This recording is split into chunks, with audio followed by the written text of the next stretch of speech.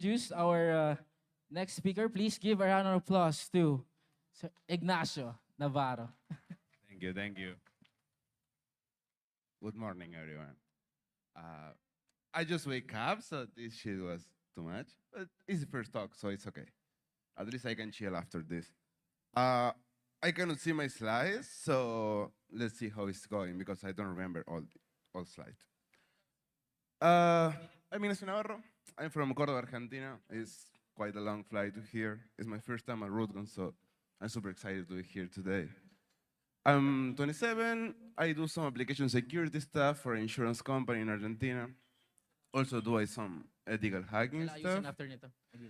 And over there is the Twitter or LinkedIn or everything if you have any question or something like that after this one. I think we will have some time, but just in case. Also, I love sneakers. I made clothes too. I have my sewing machine, so when I'm a little bit bored, I start to make some stuff over there.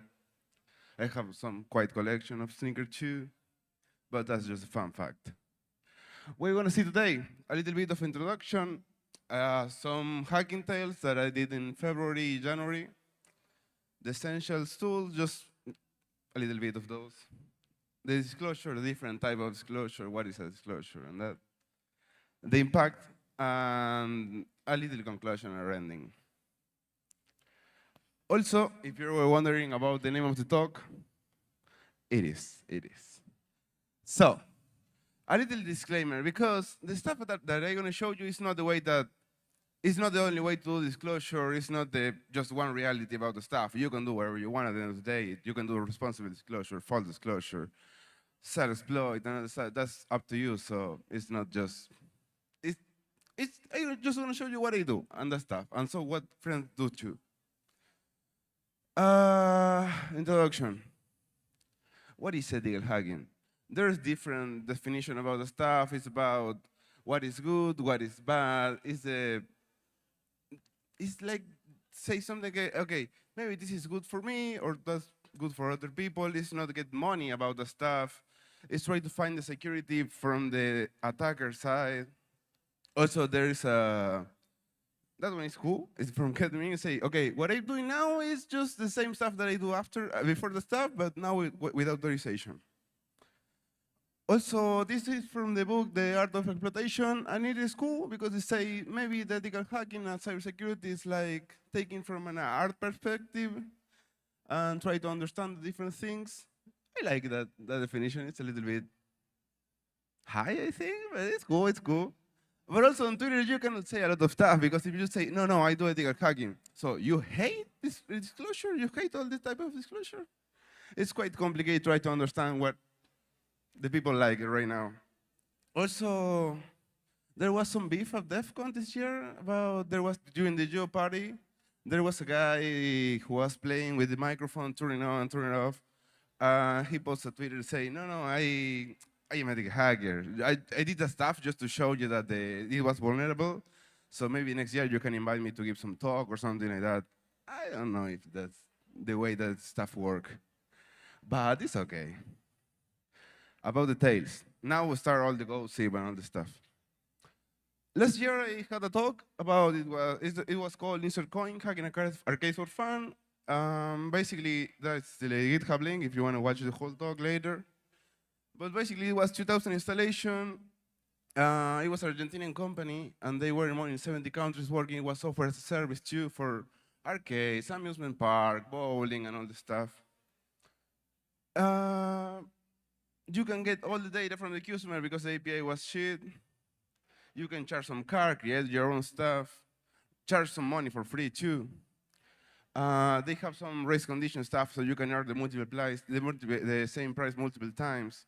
But it's just a override. The talk is like 45 minutes, and we don't have time for that. So that one, if you want to watch it later. So when I found this stuff, I report stuff many times, and never receive an answer from the company.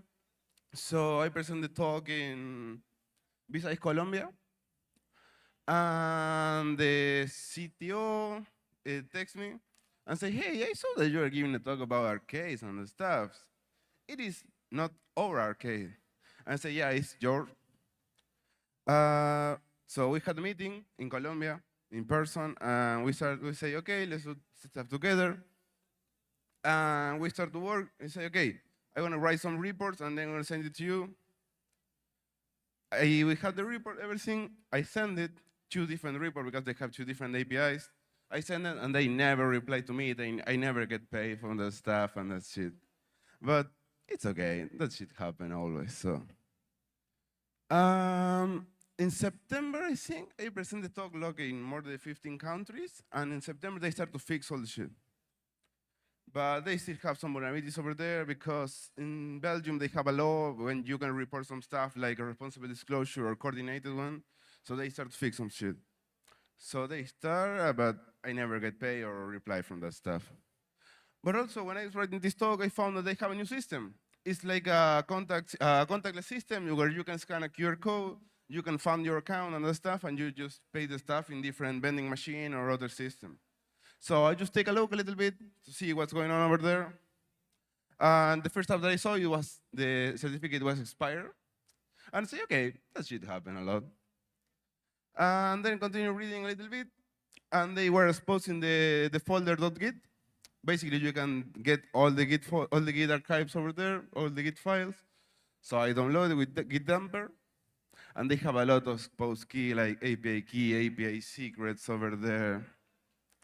But that shit happened too, so. But at least on the webpage, they say, okay, we are providing this new system so you can avoid to get some steal from the employees. We are more boosting revenues and that stuff, but they never talk about cybersecurity, so they were right in a certain point. One day, the next tale is about supermarket. It was just a random Sunday. I was in my ergonomic chair. And I went to the market, and then I found that they had a customer portal where you can register and get some discounts and that stuff. So I logged in, I created my account, and I just can get, and there was an idol over there. So basically you can get all the cars. For example, this one, Juan Perez, there's no Juan Perez, it's just a normal name in Argentina. But the ID of the car is just has a numeric number. So basically you can start to check with the 1, the 2, the 5, the 6, the 69, 68, and etc. So you can get access to all the customer, all the cars and that stuff. But it was just the car numbers and the names, so it was not so much deal. Give me more stuff. Those are one of the few Britney Spears references that I put because when I started, I saw, okay, maybe there's a lot of different Britney Spears songs that I can put in my talk. But then I realized that no, there is no Britney songs about cybersecurity. So I keep searching a little bit and I found a webmail service. It was a round queue. I didn't found for any exploit or something like that. I just did a little go buster over there, and I found that they were exposing the error logs. But all the logs came from the local host. So I say, okay, maybe it's good, it's safe. But I found that they were using some header at the request, the x4water4, and all of them came from a public IP. So I say, okay, let's scan that public IP. It had a lot of open ports, for example, the port 80, and it was an old employee portal, and the registration was enabled. So basically, you can create an employee account. So that was necessary fun to shit. But when I create the account, I figured that I don't have any permission about it. So each time that I try to do something, I get that message. Let's say, okay, you are not administration, you cannot check this page. That was me after I found the stuff. So I need more lucky. That's the last one, I think. But I scanned with the cookie, and I found a lot of different pages, some PHP files with 200, okay? So I checked one. It was one where you can get all the users connected to the page, like logged in, with the IP and the name of the user. And the last one over there is me, the test. So basically, you have access to all the different portals. Like some of those were the story in different cities and the stuff with the webcams and all the shit. Also, they have a text editor. So basically, you can create some notes and that stuff. But when you save it, you get an ID, a numeric ID, a sequential ID without any validation of the token or something like that. So basically, we are in the same situation that we were before. There was a lot of idors, and you can find a lot of different files over there, and they hard code everything. I mean, the DVR, the webcams, the portal. They were using WordPress, and it's quite safe. Okay. But they hard code the password of the WordPress too. So you get access to the administration portal too, and you can do whatever you want over the portal. Also, they hard code the FTP. You can log it in over there. You have the SSH credential with root permissions too. And also remember that part, well, there's MySQL. So you have a read-write access to the database, the full database. You can see all the employees' data, all the customers' data, how they pay, what they bought, and everything. But also you have access to change all the prices. I mean, you can go to the market and get some stuff for free, maybe. It was crazy. About the ticket company, there was one day I was just chilling too, and I received a text from my cousin and say, hey, we are going to go to some party, some rave, but I don't like so much the rave. I need more chill stuff. I'm from Córdoba, as I say, and in Córdoba there's two things that we love. One stuff is the Fernet con Coca-Cola. Fernet with Coke is awesome.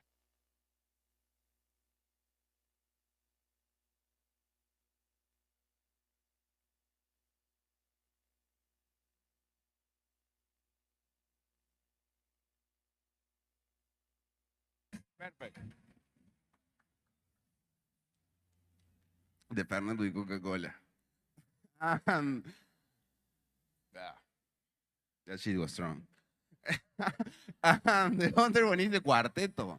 It's like a typical music from Córdoba. That's my province. And it's like a salsa, but a little bit faster. And that's awesome. And that guy is one of the founder of that shit. So I'm not so much into raves. I say, I'm not sure if I want to go there because I don't like the music. I mean, it's okay for 1 hour, 2 hours, but after 4 hours of rave, I say, let's do another thing. But she said me, no, but it's in the lake, so it's gonna be good vibes and the stuff. I say, okay, yeah, I wanna go, I wanna go there. That's the last one, I promise. And so when I bought the ticket, I found that the user have an ID, a numeric ID too. So basically, you can get all the users over there. You can see all the data. For example, this one is my account. Oh, so I start to get all the users, and I say, okay, what's happening if inside of the get request I send the put? So basically, when you send the put, you can change all the different emails with your token without any validation or something. So I just change the email, and that's it. And I say, okay, maybe I want to get some admin access, but you cannot change the permission. So they were good in the time. But you know that the administration user in the 90% of the stuff is the user number one. So we can just change the ID, the email from that account, ask for a new password, and that's it. We have an account they cover without zero click and something like that. So we log it into the account. We can see all the money that they made from the electronic party. We can create new tickets for free. We can get some access from the stuff too. We can transfer some of those. But it wasn't just techno, because it was a techno portal, but they bought that system, so it was software as a service too. So I came back to the owner of that page, and they were quite big. They have a lot of different events. They were working more than 80 cities and the stuff, so it was a little bit bigger than the electronic stuff. The transport company, almost similar stuff, more idors. When you create a ticket, you can see all the different orders and the stuff. But what about get some rides for free? So basically, when you generate token, you ask to the payment platform, it's Argentinian one, and say, hey, I want to buy this stuff. Give me a new token, new ID, and we're gonna do all the payment. So you get the token, and you generate the payment. So you send the stuff with the credit card numbers and everything, but there's no validation between the amount of the payment and the platform. So basically, when you send the token, let's say, okay, the transaction amount is 50,000.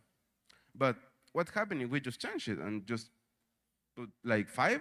When we just put 5, we get transaction approved. The transaction amount is 5 pesos. And when you check your credit card balance, it's just 1 cent. And that's happened with all the stuff, so you can get some rides for free during traveling around the whole Argentina. And about the e-commerce platform, it was more the shitty one, I think, or gossip. I was doing some pen testing at my work, and we had a platform that they use for. It's like a benefits account, like when you earn some miles and you fly stuff, and you can change that mile for more flights or something like that. They use stuff for the insurance too. So if you're a people who buy the stuff, you can earn some point and then change it and the stuff. So I was doing the pen testing, and I found that they were exposing a lot of data over there, some log files, some JS with some data too, and they have a lot of comment string like this one is not working. Let's say it's not working now. Maybe later it will work. And there was an interesting PHP file called WS consume. So basically, when they do the login stuff, they ask if they do the pre-login and say, okay, this user exists or not. And that gives some data, and then they do the encryption of the password, they receive the password encrypted, and then set the stuff to the login stuff. All the stuff with the WS consume. But when you do the pre-login, you just send some the ID number, and you get some data. But one part of the stuff, it was that random string over there. It looked like a base 64 over there. But it looks similar when you encrypt the password. So I say, okay, let's try sending the stuff just to the login with that just random string. And you get 200, okay. So basically, the stuff they were sending at the response, it was the password encoded. You know which one is the password is, but you can just send it at the post, and that's it.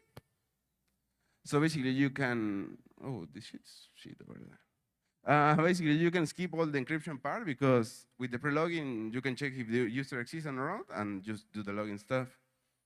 And I showed the stuff to the CTO for like 3 weeks, and I say, no, that's an old endpoint. We don't use the stuff anymore. I say, okay, if you don't use the stuff anymore, let's do I have a POC for you if you want it. So just to fix it. And we were showing the POC, and I logged in into his account. And I found, when I logged in and see the history of the payments, he was getting like $1,000, $2,000 per month just in gift cards. So he was doing some. It wasn't. I don't want to say that it was a pro, but it was. So just $1,000, $2,000 per month just in gift and random gift card and stuff. About the essentials, I just gonna be just so fast over this one because there's a bunch of tools. You have all the resources over there. I'm gonna post a talk on GitHub too, but it depends what you wanna do. I do web stuff shit. So you can do some MMAP shit, some DNS, some nuclei for the technologies and the stuff. About the proxy, I used to use Warp, but like 3 months ago or something like that, I moved to Caído because it's faster, maybe, I think. I don't know. It's cool, it's good. For the different URLs, you can use way more to check all the history of the URLs and the stuff. Some deer search, GoBuster, HTTPX, SQLMAL, GitDumper if you found some .git folder exposed too. But that's stuff. And the common mistake that you try to avoid about these things are the play with that website as a test environment, but it is not. It's just a production portal, production IP and the stuff. So take care about the stuff. Don't play too much, or don't do it directly. Clean up the stuff because sometimes we are doing some pen tests and stuff, and we forgot a reverse shell over there, and say, oh, maybe we should clean the stuff, the outages, because most of the stuff are not running into some cloud server or something like that. It's just a random server over there, so just take care about the stuff. Don't do like a DOS or something like that. And legal mistake, because if they catch you in the middle, you don't have so much stuff to do. I mean, I do ethical hacking stuff, so when I'm hacking some shit, I just report everything immediately, and I use my IP. So if they found something, say, okay, this one is my IP, you can check all the log and the stuff because I don't want to get money for you. I just report and take stuff because I think it's quite dangerous because you have all the user data around. The disclosure, you have different type. You have full, private, responsible, coordinated, and back one is not like a type of disclosure, but Kind of. I mean, to be honest, I don't like bug bounty, but don't tell that shit. Uh, about the full disclosure is when you go public and that stuff, just public and that stuff. The private one is when you talk with the company, directly with them, and say, okay, we have this and that. I don't want to polish it. I don't want to have a talk about this stuff, but just fix it. And the responsibility is when we say, okay, I found this. You have these vulnerabilities. Maybe we can set an amount of time to fix it. And if when the money is over, I'm gonna publish it. And the coordinators is almost similar, but when there is some people in the middle, like government or companies, and the bug bounty. You can go to check later at the village. The coordinated one is running by third parties. It could be the government. You have some example, for example, the CCC in Belgium or in Netherlands. They have some different law that you can report some stuff. It could be like a private vulnerability in a private company or just in the government. So you can just send the report and they're gonna do all the shit work. Also, there's a law in Chile. I think Chile is the only country in Latin America that they have those type of laws for ethical hacking and responsible disclosure or vulnerability disclosure. That was really cool. The only stuff that I think is that in Chile, they have the law, but it's just for the government websites and that stuff. And about here, I googled it a little bit, and they have some different proposals on the Congress right now. They are not published or something like that. I mean, that's not working right now, but at least they are at the Congress right now. So it's cool, I think. And also you have some stuff by the companies. And there is a SSD disclosure, survey initiative, and those. But those are famous and known for that stuff. But also, if you are sending the report to other private one, just take care because maybe they are not responsibility disclosure. They are just exploit brokers. So just take care of that shit. I mean, you can do whatever you want after this one. I'm not your dad or something like that. If you want to report some stuff, you want to sell, you can do it. But don't do it. Just take care. And the importance is just keep the data safe. In general, I just report the stuff that I use, that I know how it works. For example, this one, the arcade stuff, I found it when I was playing. But years before, I found, some stuff on the ASP and the shit because it was my ASP. That's why I don't do bounties here because it's a lot of work. And I don't like to work. So we keep the data safe. The security community grow a lot. I think in this type of event, the security is really good. The community is really good because you can learn a lot of different stuff. And improve the communication between the hackers and the companies because in some cases they are quite hard to talk. I mean, you send something and they never reply to you, and you don't want some money. You just want to keep the data safe and the stuff. So always just go chill and the stuff. Don't be like, hey, we're gonna get all your money or something. Just chill, just chill. How to report it? This is how I report it. Just keep it simple because in the most cases, the people who receive that email is not a tech person. It's just a human resources or something like that. For example, the arcade one, it was just a marketing guy, so he sent the email to the other person. So I just say my name, what I did, my link, the name, if they want to check some stuff. The vulnerability that I found, okay, you have this problem here and there, but not so much details about it. Let me know if you need any help. I'm not gonna go to code for you, but I wanna help you to try to fix it. And I asked to some friends, hey, what you do too? Because I just wanna put some stuff over there. I asked to El Mago, he's running the bug bounty community in Argentina. I don't like the bounty, but he's cool. And that's in Spanish, so I hope that you can understand it. If not, I'm gonna translate it for you. So I asked him, okay, what do you do when you report some stuff? I say, I'm not so much into an active searching for some vulnerabilities and stuff. I just do the bug bounty shit. But when I found something, I try to find some friend or something who know the owner of the page and report the stuff to them. For example, I present this talk in NorthSec in Canada. He found that the Git folder was exposed to, so he just sent me the stuff, and I sent the stuff to the organizer, and they fixed it just in some hours. I asked to Mauro Heltrich too. He's from Argentina. He lives in Uruguay. he say he's Uruguayan, but he's Argentina. He born in Argentina, in a small town over there. And he's a security maintainer too from BSD. He did some private disclosure too, like no public stuff. But also in some cases, he tried to publish, so he reports some stuff and they never care. So he created the CVA and report the stuff just public. So there is some CVA. That one is the GitHub if you want to check exploits. But most stuff was in red, had no those things. But also, if you're reporting, just take care. Just don't report everything just for fun. Just check, do a double check, triple check about the stuff, because in some cases you can find an index off over there and you say, oh, maybe this is a vulnerability. No, this is just a public repository and that's it. So just take care from that side. About the impact, in some cases you can get some feedback from the companies, but mostly no. So don't get frustrated about those things. You can get some swag and stuff. Or also, for example, this one is from the ticket company who I show you. And they say, hey, we are a really small group, but we would like to get some training or courses about the stuff. So you do that thing. So we're talking for do those type of stuff too. But if you don't get it, don't get frustrated about it. About the personal growth, I was thinking what I should put here, because each type that I wrote, it sounds like a crypto scammer guy. Okay, you can improve yourself and get better and all this shit. But I think that if you report the thing, it's better, and also you can meet a lot of people in this type of conference and that shit. The personal improvement, I think, is really cool. For example, now at the project that I'm working, I don't have any interview or like test or something like that, or exams. Because hey, we saw your talk, so we would like to work with you on the stuff. So it's good, I think.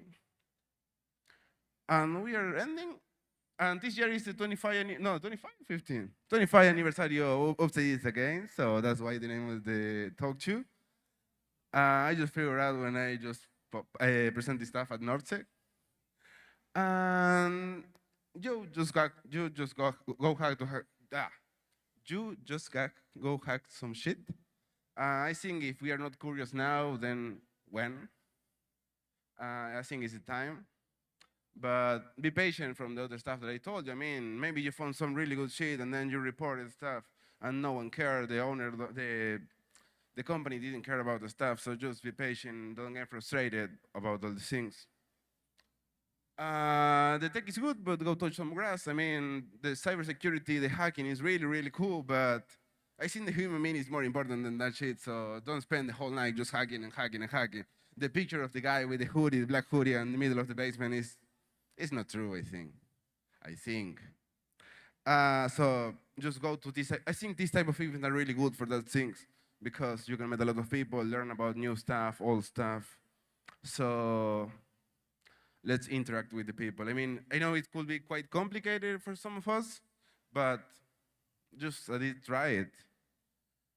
And if someone sends some report to you, just pay a little bit of attention. We are not talking about money. We are talking about cybersecurity, security, data, personal data, and stuff. I saw some stuff on LinkedIn. Oh, there's a lot of shit in LinkedIn. I saw some stuff on LinkedIn, and they say, yeah, when I get the stuff, I'd never reply because it's a lot of work, and we know that we have that vulnerability, so I don't want to do that. And I say, why? Why? It's just send the message and say, yeah, okay, thank you for sending. I know that we have the stuff, but we don't have the money or the people to fix it. But just send a message. I mean, it's okay. And I think that's all. Thank you so much.